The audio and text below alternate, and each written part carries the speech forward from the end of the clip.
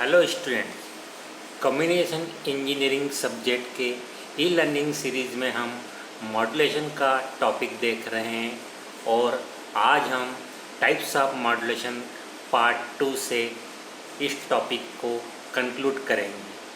Types of modulation part 1 में हमने दो कैटेगरी के मॉड्यूलेशन देखे, जिसमें एक एनालॉग मॉड्यूलेशन, जिसके एग्जाम्पल में हमने एम्पलीट्यूड मॉड्यूलेशन, फ्रीक्वेंसी मॉड्यूलेशन और फेज मॉड्यूलेशन देखा।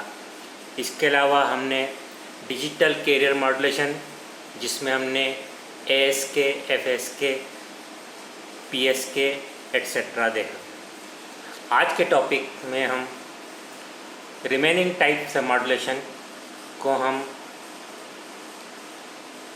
स्टडी करेंगे, जिसमें एक टाइप का मॉड्यूलेशन की कैटेगरी होती है पल्स मॉड्यूलेशन और दूसरी टाइप की कैटेगरी होती है इनकोडिंग। पल्स मॉड्यूलेशन में हम PAM, PWM और PPM की स्टडी करेंगे। इसके अलावा एक स्पेशल टाइप का पल्स मॉड्यूलेशन जो कि काफ़ी इम्पॉर्टेंट है, उसको हम डिटेल में समझेंगे। Date is the pulse code modulation. तो शुरू करते हैं आज का हमारा टॉपिक। आज का हमारा टॉपिक शुरू करने के पहले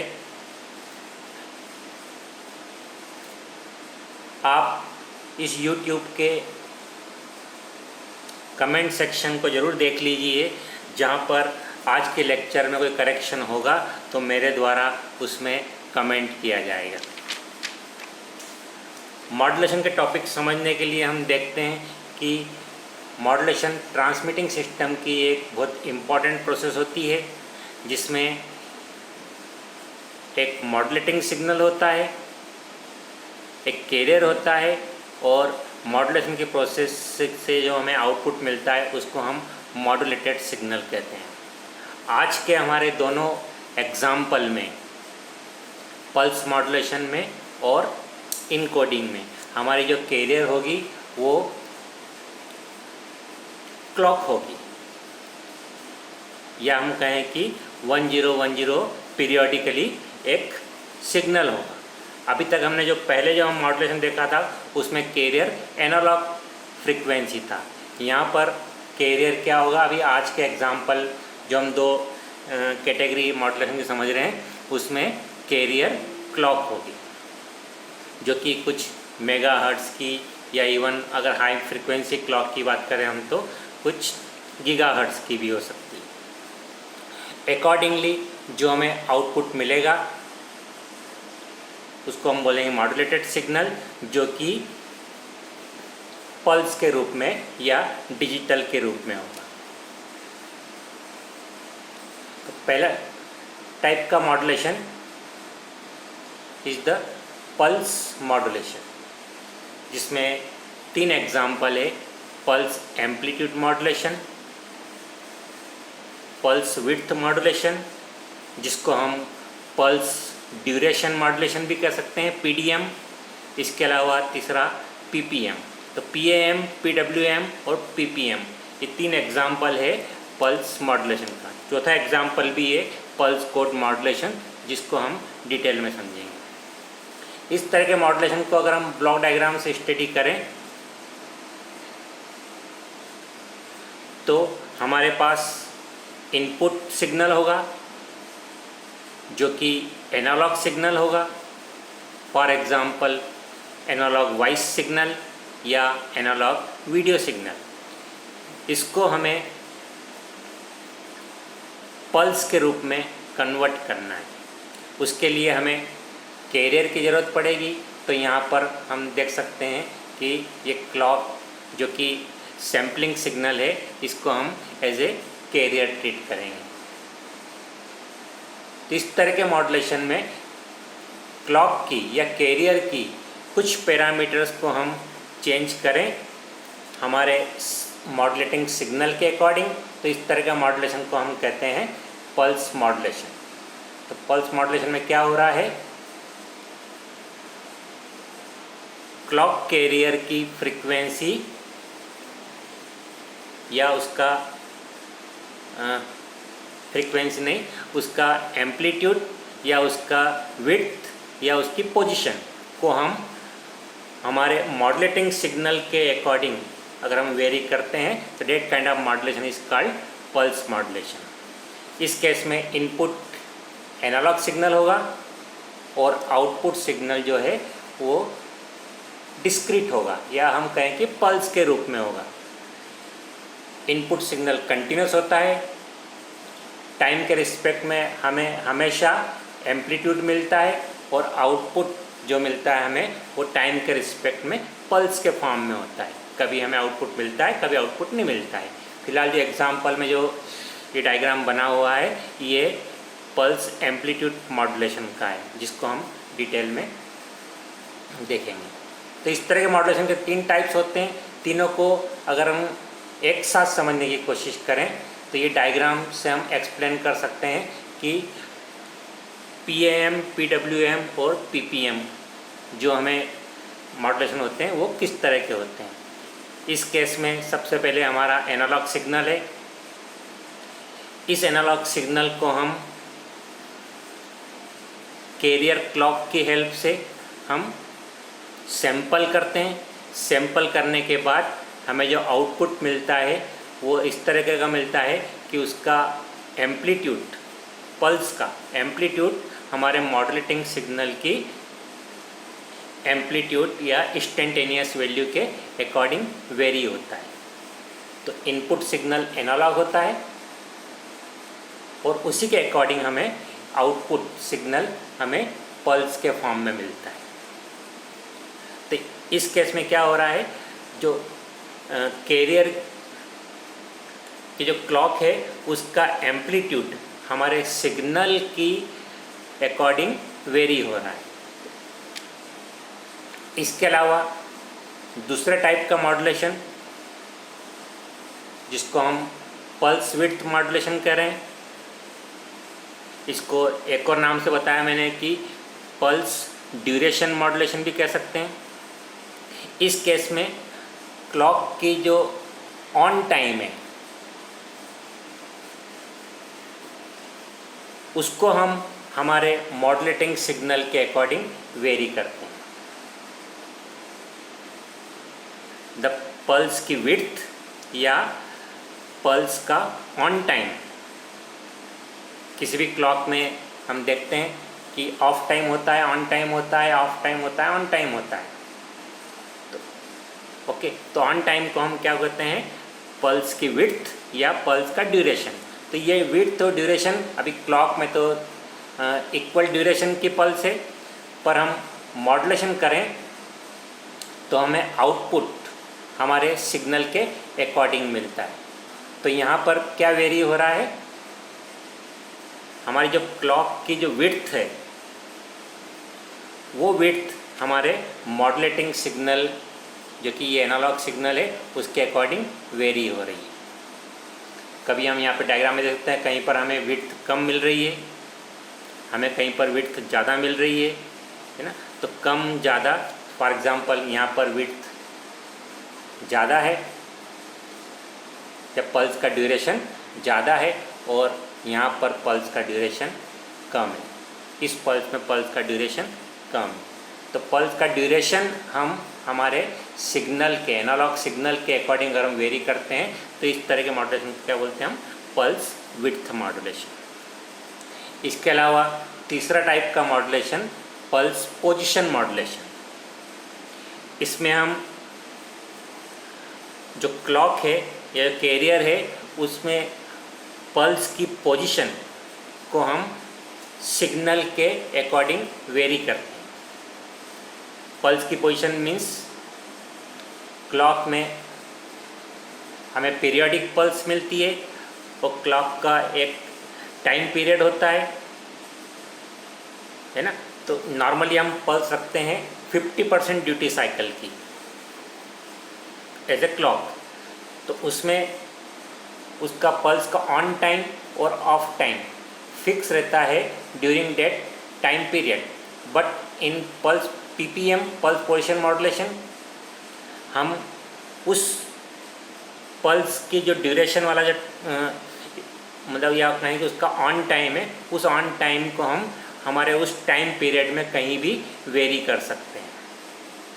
फॉर एग्ज़ाम्पल टाइम पीरियड कुछ माइक्रोसेकंड का है या कहें 1 माइक्रोसेकंड का है, तो उस 1 माइक्रोसेकंड का जो ड्यूरेशन में हम नैरो पल्स, बहुत ही नैरो पल्स को हम कहीं भी वेरी कर सकते हैं according to our modulating signal. इस सिग्नल के अकॉर्डिंग हम पल्स की पोजीशन को हम वेरी कर सकते हैं।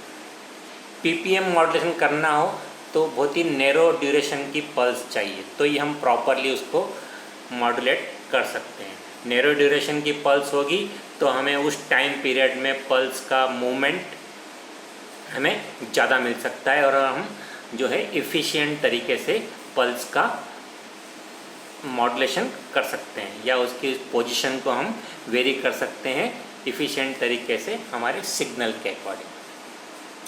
तो इन ब्रीफ पल्स मॉड्यूलेशन में हम क्लॉक का एम्पलीट्यूड वेरी कर सकते हैं, क्लॉक का जो पल्स है उसका ऑन टाइम को वेरी कर सकते हैं और तीसरे केस में हम उस क्लॉक की पोजीशन को वेरी कर सकते हैं हमारे एनालॉग सिग्नल के अकॉर्डिंग। तो इस तरह के मॉड्यूलेशन को हम बोलते हैं पल्स मॉड्यूलेशन। एक इंटरेस्टिंग एप्लीकेशन या एग्जाम्पल है पल्स मॉड्यूलेशन का, that is the pulse code modulation, PCM। Pulse code modulation basically analogue to binary signal conversion है, या कहूँ मैं कि इसमें इनपुट एनालॉग सिग्नल है और मॉड्यूलेशन के बाद जो हमें आउटपुट मिलता है date is the digital binary signal. इस तरह के मॉड्यूलेशन को हम हमारे वॉइस और वीडियो जो कि बेसिकली ओरिजिनल एनालॉग सिग्नल होता है उसको हम डिजिटल कन्वर्ट करके ट्रांसमिट करने, क्योंकि हम जानते हैं कि डिजिटल कम्युनिकेशन एनालॉग कम्युनिकेशन के कंपैरिजन में ज़्यादा एडवांटेज रखता है। बट बेसिकली हमारा सिग्नल जो होता है, फॉर एग्जांपल जो माइक्रोफोन से सिग्नल निकलता है या फिर कोई कैमरे का आउटपुट मिलता है वो एनालॉग होता है, तो बट हमें सिग्नल को ट्रांसमिट करना होता है वो डिजिटल करना होता है। तो कहीं ना कहीं हमें ट्रांसमिटिंग में analogue to digital signal conversion की ज़रूरत पड़ती है। तो पल्स कोड मॉड्यूलेशन हमें हमारे सिग्नल को एनालॉग टू डिजिटल कन्वर्ट करता है। इसको डायग्राम से समझे तो एक ब्लॉक है जहाँ पे हमें पल्स कोड मॉड्यूलेशन होगा। हम डिटेल में समझेंगे कि इसमें क्या प्रोसेस होती है जो कि हमारे एनालॉग सिग्नल को डिजिटल में या बाइनरी में कन्वर्ट करता है। कन्वर्जन करने के लिए हमें क्लॉक की ज़रूरत पड़ेगी जो कि हमारे एनालॉग सिग्नल को पीरियोडिकली सैंपल करता है या कट करता है या चॉप करता है। ये एनालॉग सिग्नल है जो कि हमारा वॉइस सिग्नल हो सकता है या फिर वीडियो सिग्नल भी हो सकता है। आउटपुट में हम देखें तो हमें बाइनरी 1-0 के फॉर्म में हमें आउटपुट मिलता है या डिजिटल आउटपुट मिलता है, जिसको हम कुछ और फर्दर प्रोसेस करके हम उसको सिग्नल को ट्रांसमिट कर देते हैं। तो बेसिकली एनालॉग सिग्नल को हम डिजिटल सिग्नल में कन्वर्ट करने की प्रोसेस को बोलते हैं पल्स कोड मॉड्यूलेशन। कैसे करते हैं, पल्स कोड मॉड्यूलेशन कैसे वर्क करता है, तो बेसिकली समझना है तो पल्स कोड मॉड्यूलेशन जो है 3 स्टेप में होता है। या basic concept pulse code modulation का 3 स्टेप में होता है। पहली स्टेप कहलाती है सैम्पलिंग, दूसरी स्टेप क्वांटाइजेशन और तीसरी स्टेप इनकोडिंग। सैम्पलिंग जो कि basically PAM signal, pulse amplitude modulation signal type ही होता है, जिसमें हम हमारे एनालॉग सिग्नल को हम क्लॉक की हेल्प से हम पीरियडिकली चॉप करते हैं या कट करते हैं। तो कटिंग या चॉपिंग को हम यहाँ पे टेक्निकली क्या कहेंगे, सैम्पलिंग।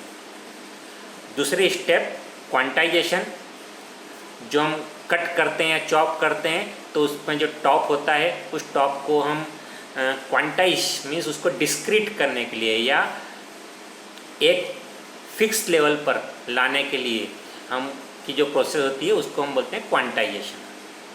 तीसरी स्टेप इनकोडिंग। जितने भी सैंपल रहेंगे हर सैंपल को हम 8 बिट बाइनरी में रिप्रेजेंट करेंगे। इसको हम डायग्राम से समझ सकते हैं तीनों प्रोसेस को, ताकि समझना इजी हो जाए।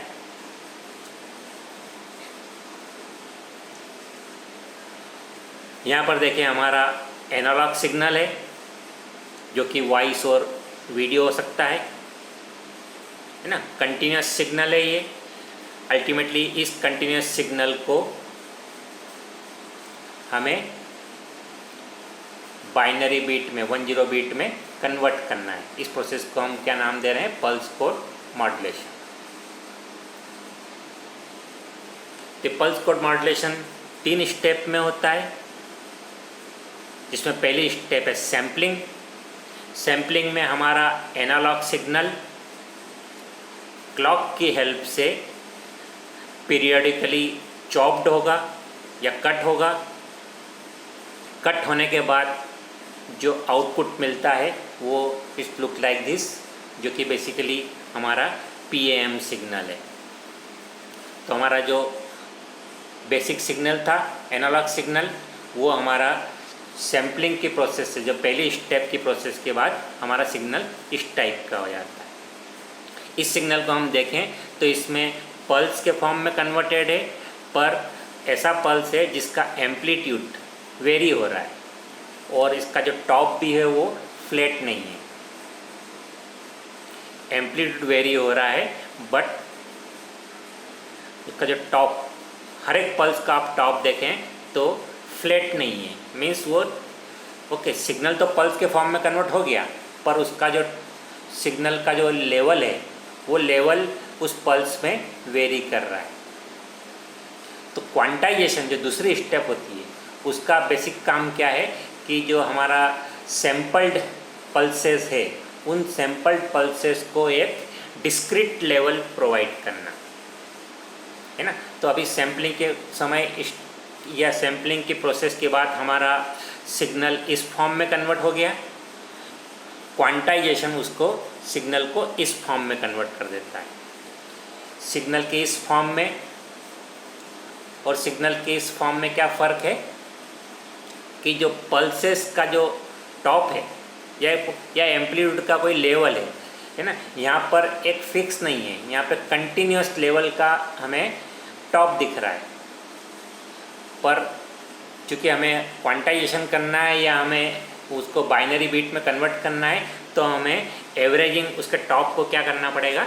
एवरेजिंग करना पड़ेगा और एक एवरेज लेवल हमें डिसाइड करना पड़ेगा। फॉर एग्जांपल यहाँ पर एक एवरेज लेवल डिसाइड हो गया तो हमारा अल्टीमेटली हो क्या गया? हमारा टॉप जो है फ्लैट हो गया। ऐसा करते समय हमें एक एरर जनरेट होती है जिसको बोलते हैं क्वांटाइजेशन एरर, जो कि इस PCM सिस्टम का एक ड्रॉबैक कह सकते हैं हम, या कहें कि हम PCM सिस्टम से एक क्वांटाइजेशन एरर प्रोड्यूस होती है। उसके बाद की स्टेप की बात करें हम तो third step is the encoding. हर एक सैंपल को या कहे कि हर एक क्वांटाइज लेवल को, फॉर एग्जांपल यहाँ पर 3 वोल्ट, 4 वोल्ट, 5 वोल्ट ऐसे डिफरेंट पल्सेस के लेवल प्रोड्यूस हुए, तो 3 वोल्ट को हम 8 बिट बाइनरी में रिप्रेजेंट करना, 5 वोल्ट को 8 बिट बाइनरी में, या 7 वोल्ट, जितने भी वोल्टेज के लेवल है हर एक वोल्टेज लेवल को हम क्या करेंगे? 8 बिट बाइनरी में कन्वर्ट करेंगे। तो 8 बिट बाइनरी में कन्वर्ट करने की प्रोसेस को हम कहेंगे इनकोडिंग। तो ओवरऑल बात करूँ मैं तो पल्स कोड मॉड्यूलेशन में हम सबसे पहले हम सिग्नल को सैंपल करते हैं, फिर सिग्नल को एक डिस्क्रीट लेवल प्रोवाइड करते हैं जिसको क्वांटाइजेशन बोलते हैं, और तीसरा हर एक सैंपल को हम 8 बिट बाइनरी में रिप्रेजेंट करते हैं। तो उसकी वजह से हमारा एनालॉग सिग्नल डिजिटल सिग्नल में कन्वर्ट हो जाता है ना, 1010 में कन्वर्ट हो जाता है। फॉर एग्जांपल हमारा एनालॉग सिग्नल इस तरह के सिग्नल में कन्वर्ट हो जाता है,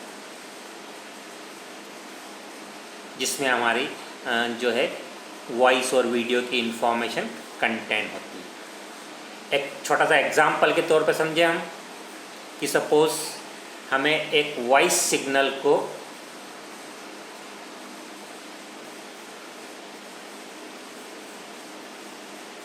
पल्स कोड मॉड्यूलेशन प्रोसेस की तरह की हेल्प से हमें उसको डिजिटली कन्वर्ट करना है ना। एनालॉग सिग्नल जो कि वॉइस सिग्नल है उसको हमें डिजिटल कन्वर्ट करना है। जब सिग्नल एनालॉग फॉर्म में होता है वॉइस सिग्नल, तब उसकी फ्रीक्वेंसी 0 to 4 किलोहर्ट्ज़ के बीच में होती है ना, और बैंडविड्थ ओवरऑल बैंडविड्थ कितनी होती है 4 किलोहर्ट्ज़। तो सिग्नल की frequency range, analogue frequency range कितनी है 0 to 4 किलोहर्ट्ज़ वॉइस सिग्नल की। इसको हमें PCM प्रोसेस से हमें डिजिटल में कन्वर्ट करना है। तो सबसे पहले हमें सैम्पलिंग करना पड़ेगी। सैम्पलिंग करने के लिए हमें, जैसा मैंने आपको पहले बताया, क्लॉक की ज़रूरत पड़ेगी। ये सैम्पलिंग करने के लिए हमें इस क्लॉक की ज़रूरत पड़ती है, तो हमें कुछ क्लॉक की फ्रीक्वेंसी फिक्स रखना पड़ती है। इसके लिए नाइक्विस्ट ने एक थ्योरम दिया हुआ है जिसको बोलते हैं हम नाइक्विस्ट क्राइटेरिया, नाइक्विस्ट थ्योरम। ये कहता है कि क्लॉक की फ्रीक्वेंसी कितनी रखेंगे, या कहें कि सैम्पलिंग फ्रीक्वेंसी कितनी रखेंगे। तो Nyquist, according to Nyquist criteria, sampling frequency should be at least double of the highest modulating frequency for proper reproduction of signal. हमें रिसीविंग एंड पे सिग्नल को वापस एनालॉग कन्वर्ट भी करना पड़ेगा। तो एनालॉग कन्वर्ट तभी हो पाएगा जब हम सैंपल करने के लिए जो क्लॉक रख रहे हैं, तो क्लॉक की फ्रीक्वेंसी या सैम्पलिंग फ्रीक्वेंसी कम से कम हमारा जो हाईएस्ट मॉड्यूलेटिंग फ्रीक्वेंसी है, इस एग्जांपल में हाईएस्ट मॉड्यूलेटिंग फ्रीक्वेंसी 4 किलोहर्ट्ज़ है, तो हाईएस्ट मॉड्यूलेटिंग फ्रीक्वेंसी का कम से कम हमें डबल रखना पड़ेगा। तो 4 किलोहर्ट्ज़ अगर हाईएस्ट मॉड्यूलेटिंग फ्रीक्वेंसी है, तो अकॉर्डिंग टू नाइक्विस्ट क्राइटेरिया हमें सैम्पलिंग फ्रीक्वेंसी कम से कम 8000 सैंपल या 8 किलोहर्ट्ज़ 8000 सैंपल पर सेकंड हमें रखना पड़ेगी कम से कम। इससे ज़्यादा रखेंगे तो और बेटर होगा, बट प्रैक्टिकली अगर हम इस चीज़ को हम डिटेल में समझें तो ज़्यादा रखने पर हमें फिर हमारे ट्रांसमिशन सिस्टम की बैंडविड्थ रिक्वायरमेंट भी बहुत ज़्यादा बढ़ जाती है। तो हम जस्ट डबल ही रखते हैं।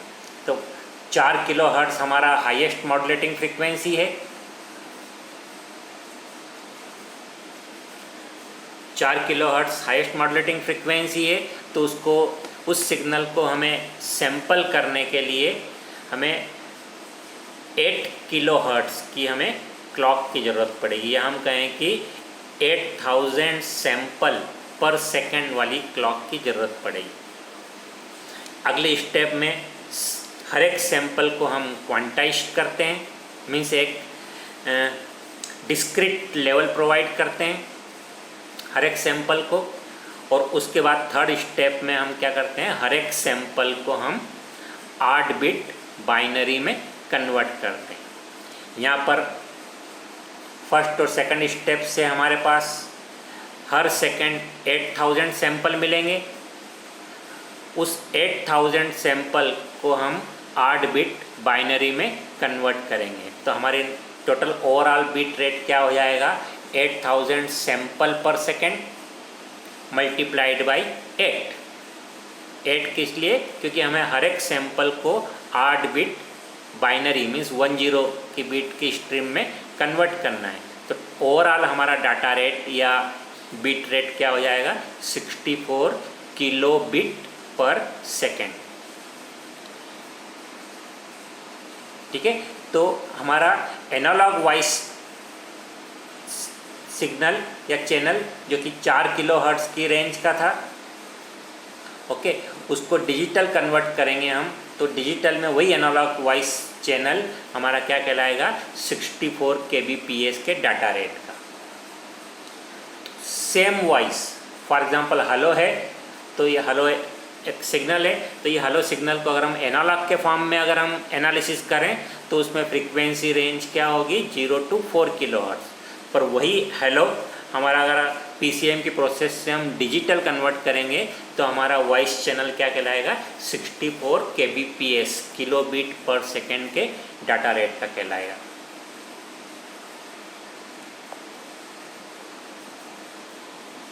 So that is the digital voice channel for 64 kilobit per second. Okay.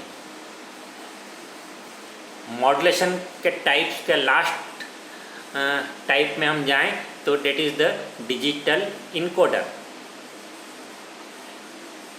है ना, जिसका एग्जांपल NRZ, RZ, मैनचेस्टर या ढेर सारे इनकोडिंग सिस्टम है। फॉर एग्जांपल MPEG सिस्टम है और बहुत सारे डिजिटल फॉर्मेट होते हैं।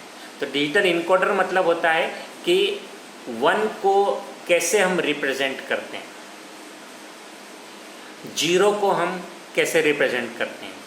तो बाइनरी बिट को रिप्रेजेंट करने के तरीकों को हम बोलते हैं इनकोडर, है ना। इस वाले केस में हमारा इनपुट सिग्नल भी डिजिटल है या बाइनरी है और आउटपुट भी हमारा बाइनरी है। तो इनपुट आउटपुट दोनों डिजिटल है, बट फ़र्क क्या है, इनपुट में वन को रिप्रेजेंट करने का तरीका कुछ और होगा और आउटपुट में इनकोडिंग के बाद आउटपुट में वन को रिप्रेजेंट करने का और जीरो को रिप्रेजेंट करने का तरीका कुछ और होगा। ऐसा क्यों करते हैं हम? ऐसा करने पर हमारा ट्रांसमिशन की इफ़िशियंसी बढ़ती है, या दूसरा एक और मेन कारण होता है कि एक्चुअल में हमारा जो 1010 हम ट्रांसमिट करते हैं वो रिसीवर पे रिप्रोड्यूस भी होना चाहिए, है ना। 1 भेजा गया है तो 1 रिसीवर को 1 डिटेक्ट होना चाहिए, 0 भेजा गया है तो रिसीवर को 0 डिटेक्ट होना चाहिए। तो proper reproduction of digital signal, उसके लिए हमें इनकोडिंग, ट्रांसमिशन करने के पहले हमें इनकोडिंग की प्रोसेस करना पड़ती है। बहुत सारे इनकोडिंग सिस्टम है, उसमें हम कुछ को एग्जाम्पल के तौर पे समझ सकते हैं, जो कि कुछ कॉमन इनकोडिंग सिस्टम है। पहला NRZ, जिसका फुल फॉर्म है नॉट रिटर्न टू ज़ीरो। दूसरा RZ, रिटर्न टू ज़ीरो। और तीसरा मैनचेस्टर कोडिंग। NRZ हमारा सिंपल डाटा रेट टाइप ही है, उसमें जीरो को लो लेवल, है ना, लॉजिकल या डिजिटल जीरो को लो लेवल और 1 को हाई लेवल दिया जाता है पूरे टाइम पीरियड में।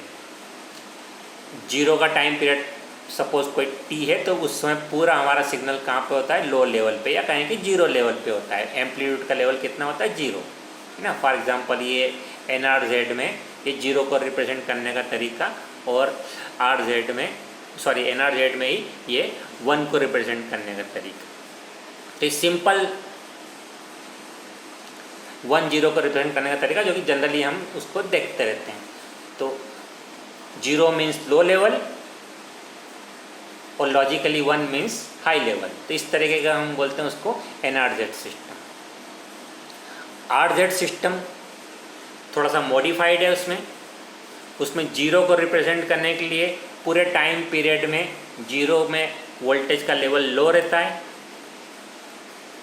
पर 1 को रिप्रेजेंट करने में पूरे टाइम पीरियड में आधे से आधे time period means T/2 time period में हमारा सिग्नल हाई लेवल पे होता है और आधे टाइम पीरियड में लो लेवल पे आता है। मीन्स जब भी हम 1 ट्रांसमिट करेंगे तो एक बार स्विचिंग होगी हाई टू लो उस गिवन टाइम पीरियड में।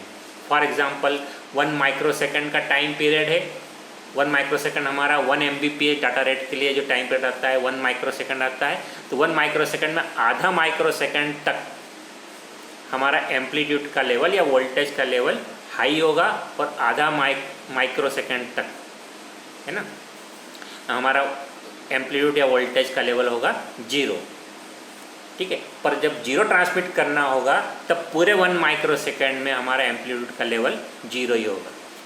तो ओके, तो इस तरह के मॉड्यूलेशन की स्कीम को बोलते हैं हम RZ कोडिंग, ठीक है। तीसरी मैनचेस्टर टाइप कोडिंग, इसको भी हम ध्यान से देखें तो RZ में केवल बाइनरी डिजिट जब 1 आता है तभी हम स्विचिंग होता है आधे टाइम पीरियड में हाई टू लो, पर मैनचेस्टर में जब हम लॉजिकली 0 ट्रांसमिट करते हैं तब भी हमें लो टू हाई ट्रांजिशन होता है।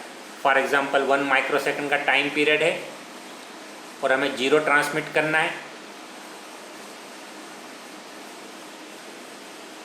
तो इस 1 माइक्रोसेकंड के टाइम पीरियड में आधे माइक्रोसेकंड तक हमारा सिग्नल का एम्पलीट्यूड होगा लो और आधे माइक्रोसेकंड में हमारा सिग्नल का एम्पलीट्यूड लेवल होगा हाई। तो लो टू हाई उस टाइम पीरियड में हमारा है, तो ये क्या रिप्रेजेंट करेगा, हमारा डिजिटल 0 या लॉजिकल 0। और सिमिलरली 1 को ट्रांसमिट करना है तो हाफ टाइम पीरियड में हमारा सिग्नल का लेवल होगा हाई और बाकी हाफ टाइम में हमारा सिग्नल का लेवल होगा लो। तो मीन्स 0 ट्रांसमिट करना हो तब लो टू हाई और जब 1 ट्रांसमिट करना हो तब हाई टू लो। मीन्स चाहे 0 ट्रांसमिट हो रहा है या 1 ट्रांसमिट हो रहा है, हर बार उस टाइम पीरियड में ट्रांजिशन जरूर होता है, मीन्स वोल्टेज का मूवमेंट जरूर होता है। तो मैनचेस्टर कोडिंग से हमें फ़ायदा ये मिलता है कि अगर हम कंटिन्यूसली 0 जा रहा है, कंटिन्यूसली 1 जा रहा है, तो उस केस में भी हमें ट्रांजिशन मिलता है हाई टू लो या लो टू हाई।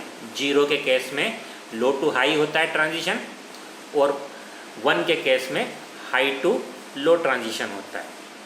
तो हमें हर बार हमें जो है ट्रांजिशन जरूर मिलता है। उससे हमें बेनिफिट मिलता है कि हमारा जो रिसीवर है वो 10 बिट को इजीली रिप्रोड्यूस कर सकता है, क्योंकि रिसीवर में एक सर्किट होता है clock recovery and decision making circuit.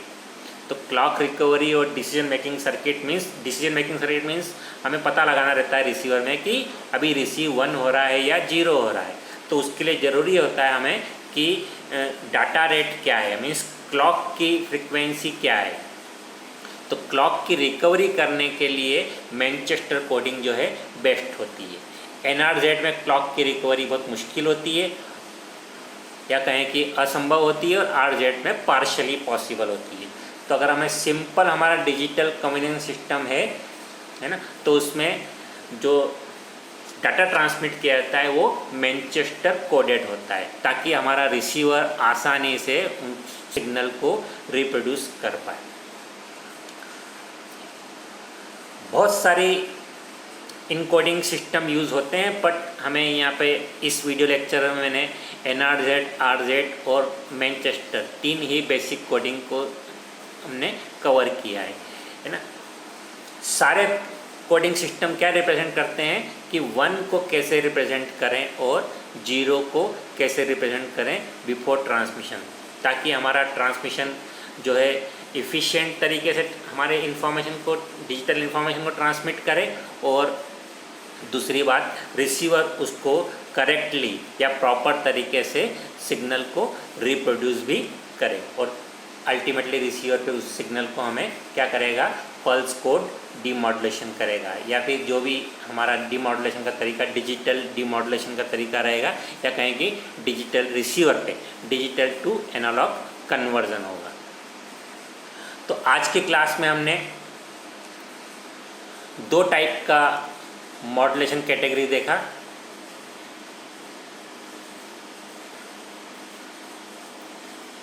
एक हमारा पल्स मॉड्यूलेशन जिसमें हमने ज़्यादा कॉन्सेंट्रेट किया पल्स कोड मॉड्यूलेशन पे, और दूसरा कैटेगरी हमारी देखिए हमने इनकोडिंग।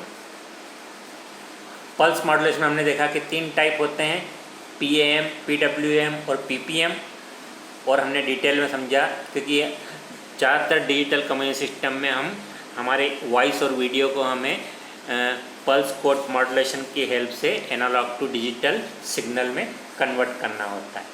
तो पल्स कोड मॉड्यूलेशन में भी हमने देखा कि 3 स्टेप में होता है, सैम्पलिंग, क्वांटाइजेशन एंड इनकोडिंग, जो कि इस ब्लॉक डायग्राम से काफ़ी क्लियर हो सकता है। आउटपुट, PCM आउटपुट को हम बोलते हैं किलोबिट पर सेकेंड, या फिर अगर डाटा रेट ज़्यादा है तो Mbps, और ज़्यादा है तो Gbps, और ज़्यादा है तो आजकल हम बात कर सकते हैं TBPS, ट्रिलियन बिट पर सेकेंड। डिजिटल इनकोडिंग में बहुत वैरायटी के इनकोडिंग सिस्टम होते हैं। इसमें हमने 3 NRZ, RZ और मैनचेस्टर फॉर्मेट देखा। तो ये डायग्राम हमें इंडिकेट करता है कि तीनों में बेसिक डिफरेंस क्या है। 1 को NRZ में कैसे रिप्रेजेंट करते हैं, RZ में कैसे रिप्रेजेंट करते हैं और मैनचेस्टर कोडिंग में कैसे रिप्रेजेंट करते हैं। सिमिलरली 0 को कैसे रिप्रेजेंट करते हैं। आज की क्लास के बाद कुछ छोटे से असाइनमेंट तैयार करना है आपको। आपके असाइनमेंट आपकी हैंडराइटिंग में तैयार होना चाहिए और with in the time limit मुझे व्हाट्सएप कर दीजिए। तो क्वेश्चन नोट कीजिए। Right full form of PCM, NRZ and RZ coding. Write full form of PCM, NRZ and RZ coding. Question number 2. Why PCM is required? Why PCM is required? Third question. Write full form of PDM. Which pulse modulation is also known as PDM? Third question फिर से सुनिए। Right full form of PDM and which pulse modulation is also known as PDM? तो dear student, इस तरीके से 3 video lecture में हमने पूरे मॉड्यूलेशन वाले टॉपिक को कवर किया। तो होप आपको समझ में आया होगा कि मॉड्यूलेशन टॉपिक कितना इम्पॉर्टेंट है। इलेक्ट्रॉनिक कम्युनिकेशन की फील्ड में हमें अच्छी पकड़ करना है या हमें अच्छा कॉन्फिडेंस डेवलप करना है तो कुछ की पॉइंट्स होते हैं। फॉर एग्जांपल एटेन्यूएशन, बैंडविड्थ और सबसे की पॉइंट या की वर्ड वो होता है मॉड्यूलेशन। तो 3 वीडियो की हेल्प से मैंने कोशिश किया है कि आपको मॉड्यूलेशन का बेसिक कॉन्सेप्ट और उसके टाइप्स को थोड़ा ब्रीफ में या लिटिल बिट डिटेलिंग में आपको समझाया जाए। और भी वैरायटी के मॉड्यूलेशन होते हैं। फॉर एग्जांपल इंटेंसिटी मॉड्यूलेशन जो कि ऑप्टिकल फाइबर कम्युनिकेशन में यूज़ करते हैं। इसके अलावा एक वर्ड और सुनने को आता है माइक्रोवेव ट्यूब्स में, वेलोसिटी मॉड्यूलेशन, या और भी कहीं भी जहाँ जैसे ज़रूरत पड़ती है मॉड्यूलेशन वर्ड हम यूज़ करते हैं। तो हमारे सिग्नल को हम ट्रांसमिशन के रिक्वायरमेंट के हिसाब से अगर उसमें हम कुछ भी चेंज करते हैं तो हमारी प्रोसेस का नाम क्या हो जाता है, मॉड्यूलेशन। तो hope you have enjoyed my video lectures on modulation topic.